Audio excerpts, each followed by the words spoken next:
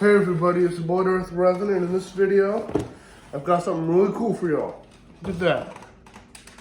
I've got a Lego set for y'all. I haven't played with Lego in a while, but I figured I'd pick this one up because it was relatively cheap, even though it's a Lego boat. In this case, it's a Lego fire rescue boat from Lego City. I picked this one up because it was relatively cheap for the likes of a Lego boat. The other Lego boat that floated on the water that I wanted to get was the Arctic Explorer ship, but I didn't want to pay $160 for it. I didn't want to burn $160 for a damn Lego set, so I was like, no thanks. Now let's get to unboxing this thing. Here's the hull of the boat. Here's the little raft to come with. You know what? Let's get to building this thing. Enough chat. Not enough chatter.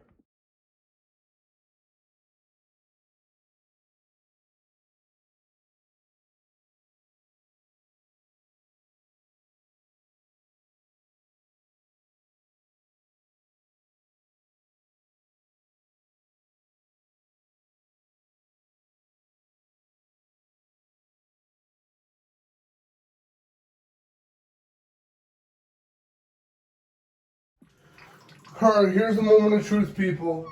Box says the boat floats on water, but does the boat float? Let's find out.